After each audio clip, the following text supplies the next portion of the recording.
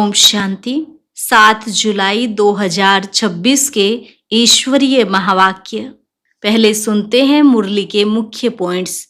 बाबा ने कहा, अभी तुम्हें पुरुषार्थ कर राजाओं का राजा बनना चाहिए। अगर आत्मा बाप को अच्छी रीति याद करती रहे तो वह सीधा अमर लोक में जाकर जन्म लेगी। इस मृत्यु लोक में उसका दूसरा जन्म नहीं होगा। तुम्हें योग बल से सारा हिसाब किताब चुकतू करना है। अगर कर्म भोग द्वारा हिसाब चुकता किया तो फिर ऊंच पद नहीं मिलेगा। फिर बाबा ने कहा, अभी तुम मेरी संतान बने हो। ये कभी मत भूलो कि आधा कल्प से जिस बाप को याद करते आए वह मिल गया है, तो कितना खुश रहना चाहिए। कभी रोना नहीं है। बुद्धि में रहे सब कुछ बाप का दिया हुआ है, हमें तो ट्रस्टी होकर संभालना है। लास्ट में बाबा ने कहा, मैं आया हूं तुमको गुलगुल बनाकर साथ ले जाने। तुमने ही मुझे बुलाया है। अब तुम्हें योग की कमाई में लग जाना चाहिए। कोई भी मित्र संबंधी, घर घाट या धंधा धोरी आदि को याद नहीं करना। तुम्हें तो पवित्र फरिश्ता बनना है। और अब सुनते हैं महावाक्यों को विस्तार से। मुरली का सार। मीठे बच्चे, तुम्हें नशा होना चाहिए कि हमारा बाबा आया है हमें विश्व का मालिक बनाने। हम उनके सम्मुख बैठे हैं। प्रश्न, कर्मों की गुह्य गति को जानने वाले कौन सा पुरुषार्थ अवश्य करेंगे? उत्तर, याद में रहने का, क्योंकि उन्हें पता है कि याद से ही पुराने हिसाब किताब चुकतू होने हैं। वे जानते हैं कि आत्मा अगर पुराने हिसाब किताब कर्म भोग चुकतू नहीं करेगी तो उसे सजाएं खानी पड़ेंगी और पद भी भ्रष्ट हो जाएगा। पुनर्जन्म भी ऐसा ही होगा। ओम शांति। बच्चों को अपार खुशी का पारा चढ़ता है जब देखते हो बाप दादा सम्मुख आए हैं। और यह भी बच्चे जानते हैं कि 5000 वर्ष बाद फिर से शिव बाबा ब्रह्मा तन में आया हुआ है। क्या करने? बच्चों को यह नशा चढ़ा हुआ है। सब बच्चे जानते हैं कि स्वर्ग का मालिक बनाने बाप आया हुआ है। हमको लायक बना रहे हैं। हमको तमो प्रधान से सतो प्रधान बनने की युक्तियां बार बार बता रहे हैं। युक्ति है बहुत सहज, बिल्कुल सहज याद बच्चों को सिखलाते हैं। अज्ञान काल में बाप को बच्चा होता है तो समझते हैं हमारा वारिस पैदा हुआ। तुम जानते हो इस समय बाप आकर हम बच्चों को अडॉप्ट करते हैं। यूं तो तुम सब शिव बाबा के बच्चे हो, परंतु बाबा अपना कैसे बनाए जो हमको सुना सके और हम उनसे सुन सकें। शिव बाबा इस ब्रह्मा तन से कहते हैं, मैं तुम्हारा बाप हूं, तुमको स्वर्ग का मालिक बनाता हूं। सिर्फ तुम्हारी आत्मा जो पतित है वह न मुक्ति में न जीवन मुक्ति धाम में जा सकती है। तुम सब एक बाप के बच्चे हो। सबको बाप की मिल्कियत लेनी है। ढेर के ढेर बच्चे हैं, वृद्धि होती जाती है, अडॉप्ट करते जाते हैं। हे आत्माएं, अब तुम मेरी संतान हो। अपने को रूह आत्मा समझो। हमको बाबा मिला है जिसको आधा कल्प याद करते हैं। यह कभी भूलो मत। आधा कल्प आत्मा इस शरीर द्वारा याद करती आई है। हे पतित पावन, दुख हरता सुख करता, क्योंकि रावण राज्य है ना। भल जो अभी समझते हैं हम बहुत सुखी हैं, हमको इतने पद्म हैं, इतने मिल्स हैं, कारखाने आदि हैं, यह तो सब अल्पकाल के लिए हैं। अंत में तो बहुत त्राही त्राही करने लग पड़ेंगे। दुख के पहाड़ गिरेंगे। इतनी सारी मिल्कियत सेकंड में खलास हो जाएगी। बाप से तुमको सेकंड में वर्षा मिलता है। कहते हैं तुमको सेकंड में स्वर्ग की बादशाही देता हूं। यह पुरानी दुनिया खत्म हो जाएगी। लड़ाइयां लगेंगी, नेचुरल कैलेमिटीज होगी। सफाई तो चाहिए ना। तुम्हारी आत्मा भी अपवित्र बन रही है। बाप दादा दोनों समझ सकते हैं बच्चे कितनी मेहनत करते हैं। बाप से वर्षा पाने की मेहनत बिल्कुल थोड़ी देते हैं। अपने को आत्मा समझ बाप को याद करो। वह रूहानी बाप है, निराकार। हम आत्माएं उनको बुलाते हैं ना। बाप कहते हैं तुम्हारी आत्मा जो पतित है वह पावन कैसे बने। पतित पावन तो एक बाप है ना। पानी की नदी पतित पावनी है तो झट से जाए गोता खाकर चले आना चाहिए। गंगा स्नान बहुत करते हैं फिर भी पतित क्यों। रात दिन यही धुन लगाते रहते हैं, पतित पावन सीताराम। अर्थात सब जो भक्तियां हैं अथवा सीताएं हैं, सबका रक्षक एक राम परम पिता परमात्मा है। पतित पावन पतियों का पति वह है। वह जब आए तब आकर पावन बनाए। तो अब बाप कहते हैं मेरी श्रीमत पर तुमको चलना है और किसकी मत पर ना चलो। वह तो समझते हैं भक्ति से भगवान मिलेगा, जबकि भक्ति से भगवान मिलेगा तो ऐसे क्यों कहते कि भक्तों की रक्षा करने आएगा। भक्तों पर क्या आपदा पड़ी है जो रक्षा करेगा। रक्षा तब की जाती है जब कुछ आपदा होती है। बाप कहते हैं तुमने कितना दुर्गति को पाया है। वह है रौरव नरक। सब दुखी रोगी हैं। घर घर में देखो क्या लगा पड़ा है, दुख ही दुख। इसलिए पुकारते हैं बाबा हमारे दुख हरो सुख दो।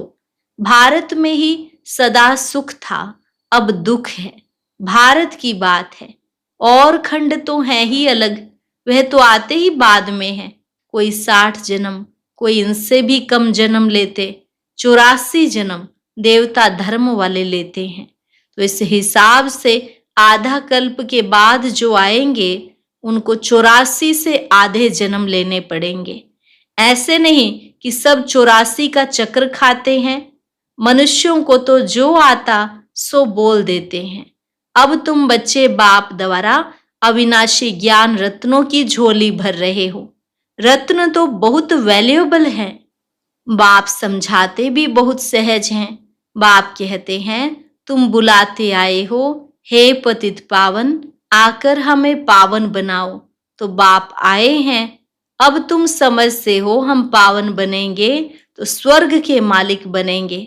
शिव बाबा हमको पत्थर बुद्धि से पारस बुद्धि, पत्थरनाथ से पारसनाथ बनाने आए हैं। भक्ति मार्ग के चित्र सब पत्थरों के बने हुए हैं। पत्थरों से माथा मारते हैं। बाप कहते हैं तुम भल कितने भी मेहनत करो, फायदा कुछ नहीं होना है। आगे तो तुम बलि चढ़ते थे, फिर भी फायदा क्या हुआ। करके देवी का दीदार होगा, फिर जैसे के तैसे। पतित पावन बाप आते हैं एक बार संगम पर। सतयुग में तो भक्ति मार्ग की बातें होती ही नहीं। बाप तो कहते नहीं कि गला काटो, यह करो। भक्ति मार्ग में अनेक प्रकार से क्या क्या करते हैं। आगे देवियों पर मनुष्यों की बलि चढ़ाते थे। बाप कहते हैं तुम सुधरेले थे तो देवता थे, अब कितने पत्थर बुद्धि बन पड़े हो। तुमको स्वर्ग की बादशाही दी थी। कितने सोने हीरे ज्वाहरों के महल थे, अथाह धन था, वह क्या किया। अब तुम कितने दुखी हो पड़े हो। तुम असुल देवी देवता धर्म के थे ना, अब सिर्फ तुम रजो तमो में आए हो। तुम तो देवता धर्म के थे, फिर अपने को हिंदू क्यों कहलाते। और सब धर्म वाले अपने अपने धर्म को ही मानते हैं। धर्म तो एक ही होता है ना। मुसलमानों का मुस्लिम धर्म, क्रिश्चियन का क्रिश्चियन धर्म चला आता है। तुमको क्या हुआ। तुम बहुत सुखी, पवित्र, संपूर्ण निर्विकारी थे, अभी कितने विकारी बन पड़े हो, किसको पता ही नहीं। बरोबर हम संपूर्ण निर्विकारी थे, फिर संपूर्ण विकारी कैसे बने। 84 जन्म लेते सतो से तमो बने, अब बिल्कुल ही तमो प्रधान पतित हैं। सतयुग से कलयुग जरूर आना है। सब धर्मों को सतो रजो तमो में आना ही है, वृद्धि को पाना ही है। तुम भी झाड़ में हो ना। झाड़ में देखो अंत में ब्रह्मा खड़ा है। झाड़ के ऊपर चोटी में ब्रह्मा ही 84 जन्म ले जाकर अंत में खड़ा है। तुम भी जो नीचे ब्राह्मण बैठे हो वही फिर अंत में पतित शूद्र बने हो, फिर नीचे राजयोग सीख रहे हो। तुम भी शूद्र थे, अब ब्राह्मण बने हो। यह बड़ी समझने की बातें हैं। अभी झाड़ में बहुत अच्छी समझानी है। अभी तुम राजयोग की तपस्या कर रहे हो, तुम्हारा ही यादगार खड़ा है, यह चैतन्य देलवाड़ा मंदिर। वह जड़ है, सतयुग में यह नहीं था। इस समय तुम अपना यादगार देखते हो, तुम प्रैक्टिकल में सच्चे सच्चे देलवाड़ा मंदिर में चैतन्य में बैठे हो। स्वर्ग की स्थापना हो रही है, फिर स्वर्ग में आएंगे तो यह मंदिर आदि कुछ होंगे नहीं। यह मम्मा बाबा और हम बच्चे बैठे हैं। हूबहू यह तुम्हारा मंदिर है। नाम ही रखा है मधुबन, चैतन्य दिलवाड़ा मंदिर। फिर जब भक्ति मार्ग शुरू होगा तो फिर यह मंदिर बनाएंगे। बाप ने तुमको बहुत धनवान बनाया था, तो तुम ही फिर उनका मंदिर बनाते हो। शिव का मंदिर एक नहीं बनाते हैं, सब बनाते हैं, यथा योग्य यथा शक्ति। तुम जानते हो हम पूज्य थे, फिर द्वापर में पुजारी बने हैं। शिव बाबा जो इतना साहूकार बनाते हैं, भक्ति में फिर तुम ही उनका मंदिर बनाएंगे। इन बातों को अभी तुम ही जानते हो, तो अब पुरुषार्थ कर फिर राजाओं का राजा बनना चाहिए। सतयुग में कहा जाता है महाराजाएं, त्रेता में कहा जाता है राजा। फिर दुनिया पतित बनती है तो महाराजाएं भी पतित, राजाएं भी पतित होते हैं। वह निर्विकारी महाराजाओं का मंदिर बनाकर पूजते हैं। पहले पहले शिव का मंदिर बनाते हैं, फिर देवताओं का बनाते, खुद ही मंदिर बनाकर पूजते हैं। 84 जन्म तो भोगते हैं ना। आधा कल्प तुम पूज्य, फिर आधा कल्प पुजारी बनते हो। मनुष्य फिर समझते हैं भगवान आप ही पूज्य, आप ही पुजारी है, सब कुछ आप ही देते हैं, आप ही छीन लेते हैं। अच्छा, जबकि उसने दिया और लिया, फिर तुमको क्या चिंता लगती है? तुम तो ट्रस्टी हो गए, फिर रोने की क्या दरकार है? बाप बैठ आत्माओं को समझाते हैं। अब तुम आत्म अभिमानी बनते हो नंबरवार। कोई तो बिल्कुल बाप को याद करते ही नहीं है, देही अभिमानी रहते ही नहीं है। यहाँ कितना समझाया जाता है, अरे तुम आत्मा हो, परमात्मा तुमको पढ़ाते हैं, आत्मा में ही संस्कार रहते हैं, आत्मा ही बैरिस्टर आदि बनती है, आत्मा मजिस्ट्रेट बनती है। कल क्या बनेंगे? अगर आत्मा बाप को अच्छी रीति याद करती रहेगी तो फिर अमर लोक में जाकर जन्म लेगी, मृत्यु लोक में फिर दूसरा जन्म नहीं लेंगे। अगर कुछ हिसाब किताब रहा हुआ होगा तो सजा खानी पड़ेगी, कर्म भोग भोग कर चुकतू करना पड़ेगा, फिर पद ऊंच नहीं मिलेगा। यह कर्मों की गुह्य गति बाप बच्चों को ही बैठ समझाते हैं। यह भी बच्चे जानते हैं, सतयुग है सतो प्रधान, हर चीज वहां सतो प्रधान होती है। कहते हैं कृष्ण गौ संभालते थे, राजाएं गौ संभालते हैं क्या? ऐसी बात तो हो नहीं सकती है। यह दिखाते हैं सतयुग में गौएं भी बड़ी फर्स्ट क्लास होती हैं, उनको कामधेनु कहा जाता है। जगदम्बा सरस्वती भी कामधेनु है, 21 जन्म लिए सबकी मनोकामनाएं पूरी करती हैं। तुम भी कामधेनु हो, वही नाम फिर गौ पर रख दिया है, जो बहुत दूध देती है। राजाओं के घर में बड़ी फर्स्ट क्लास गायें होती हैं, जबकि यहाँ भी राजाओं के पास ऐसी अच्छी अच्छी हैं तो स्वर्ग में कैसी सुंदर होंगी। वहां कोई बांस बदबू आदि बिल्कुल नहीं होती है। अब बाप बच्चों को कहते हैं कि मैं आया हूं, तुमको गुलगुल बनाकर साथ ले जाऊंगा। मुझे बुलाते ही हैं पतित पावन आओ, पतित दुनिया पतित शरीर में आओ। यह है पतित, वह है पावन फरिश्ता। भेंट दिखलाते हैं, तुम भी पतित से ऐसा पावन फरिश्ता बनेंगे। सतयुगी देवताओं को डीटी कहते हैं, सूक्ष्म वतनवासी है फरिश्ते। अब तुम फरिश्ते पवित्र बनते हो। बाप कितनी सहज शिक्षा देते हैं। यहाँ जब आते हैं तो कोई भी बाहर वाले मित्र संबंधी, घर घाट धंधा दोरी आदि याद नहीं करना है। बाप के सम्मुख आए हो ना, यहाँ आए ही हो योग की कमाई करने, तो इसमें लग जाना चाहिए। अच्छा, मीठे मीठे सिकिलधे बच्चों प्रति माता पिता बाप दादा का याद प्यार और गुड मॉर्निंग। रूहानी बाप की रूहानी बच्चों को नमस्ते। रूहानी बच्चों की रूहानी बाप दादा को नमस्ते नमस्ते, गुड मॉर्निंग। शुक्रिया बाबा, शुक्रिया। धारणा के लिए मुख्य सार, सजाओं से मुक्त होने के लिए पुराने सब हिसाब किताब योग बल से चुकतू करने हैं। ट्रस्टी होकर सब कुछ संभालना है, किसी भी बात की चिंता नहीं करनी है, आत्म अभिमानी बनना है। दूसरी पॉइंट, यह कमाई का समय है, इसमें घर घाट धंधा धोरी आदि याद नहीं करना है। फरिश्ता बनने के लिए एक बाप की याद में रहने का पूरा पूरा पुरुषार्थ करना है। वरदान, याद की सर्च लाइट द्वारा वायुमंडल बनाने वाले विजयी रत्न भव। याद की सर्च लाइट द्वारा वायुमंडल बनाने वाले विजयी रत्न भव।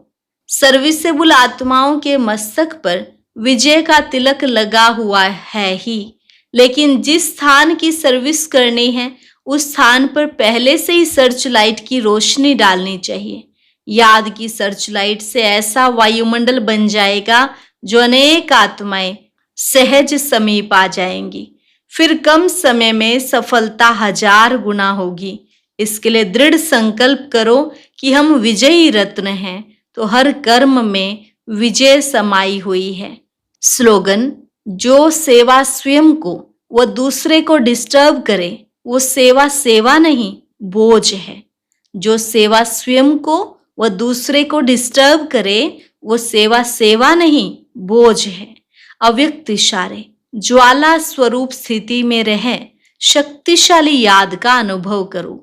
ज्वाला रूप बनने के लिए यही धुन सदा रहे कि अब वापस घर जाना है अर्थात उपराम। जब अपने निराकारी घर जाना है तो वैसा अपना वेश बनाना है, तो जाना है और सबको वापस ले जाना है। इस स्मृति से स्वतः ही सर्व संबंध सर्व प्रकृति की आकर्षण से उपराम अर्थात साक्षी बन जाएंगे। साक्षी बनने से सहज ही बाप के साथी व बाप समान बन जाएंगे। अच्छा, आज का अव्यक्त ज्ञान मोती सुनने के लिए ऊपर दिए गए बॉक्स पर क्लिक करें। अगर बॉक्स दिखाई नहीं दे रहा है तो ऊपर जो कॉर्नर में शो लिखा हुआ है उस पर क्लिक करें।